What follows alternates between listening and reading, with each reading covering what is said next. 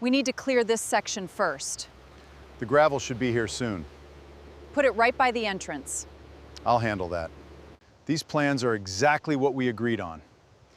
Look at that neighborhood. You're destroying their landscape. I woke up to the deep rumble of heavy machinery coming from the wooded edge of my property. When I stepped outside, I saw a bulldozer moving directly toward land I'd owned for years. Karen explained that the HOA had selected a route stretching about 320 feet across my land. She described it as an emergency access improvement for the community. I opened the original property survey I had kept with my records. The boundary line ran straight through the middle of the proposed road. Within an hour, several HOA board members arrived to support Karen. They stood around the construction area while I kept my attention on the survey and the property line. The bulldozer operator finally shut down the machine while everyone examined the proposed route. For the first time, the noise disappeared, and we could clearly see how much ground had already been disturbed. As I studied the route, I noticed it became unusually narrow near a steep section of the property. That made me wonder whether the plan had actually been reviewed for emergency vehicle access. I looked at Karen and asked who had approved the emergency access design. She answered that the HOA's project committee had handled everything. I decided this was bigger than a disagreement between a homeowner and an HOA. I contacted the local fire department and asked for an independent review of the proposed emergency route. The next morning, a fire marshal arrived at the property to inspect the proposed route. Karen's confidence changed the moment she saw the official vehicle pull up. Captain Hayes walked the entire route from the neighborhood entrance toward my property. He measured the turns, the slope, and the areas where emergency vehicles would have to maneuver. At the steepest section, Captain Hayes stopped and studied the sharp turn.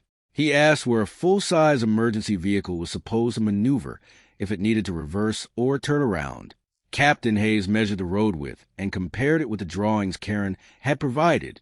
The numbers on the ground didn't match what the plan appeared to show. The fire marshal asked to see the complete emergency access plan, not just the HOA's construction drawing. Karen suddenly had to explain exactly how the proposed route was supposed to work.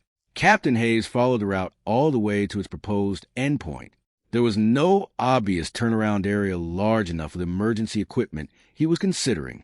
Karen insisted the HOA had acted because the neighborhood needed better emergency access.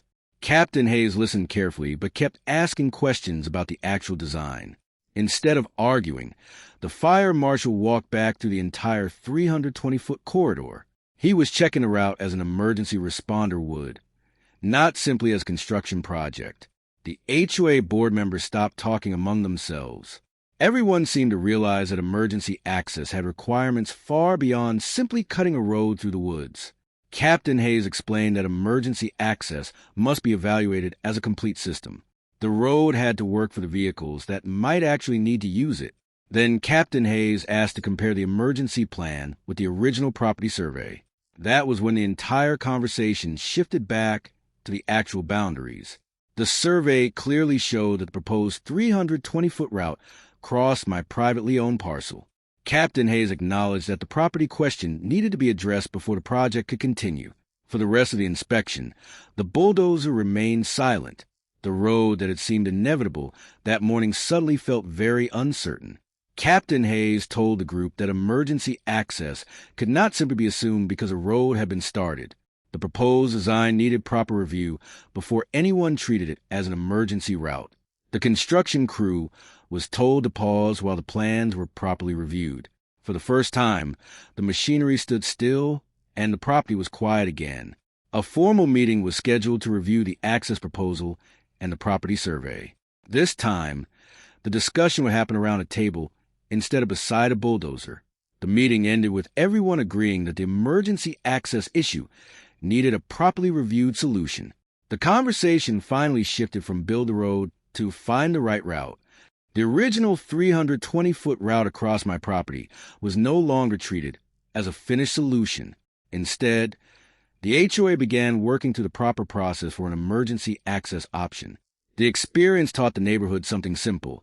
Emergency planning has to be practical, reviewed, and respectful of property boundaries. What started with a bulldozer ended with an entirely different conversation.